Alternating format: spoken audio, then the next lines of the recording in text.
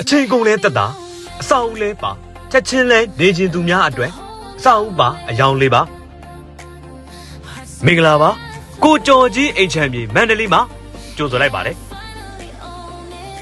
လမ်းကျဲတွားလာရလွယ်ကူပြီးရက်ွက်တန်းလေးပါပေအကျယ်ဝင်းကတော့ပေ20-60ဖြစ်ပြီးဂရံမြေခွဲတက်တန်းတစ်ကိုမှကခလေးလဲခွဲထားပါတယ်အဆောက်အဦလေးကတော့အာစီနှစ်ထပ်ခွဲဖြစ်ပြီးအလှဲ့လေးကတော့လူတိုင်းကြိုက်တဲ့အရှိလှဲ့လေးပါ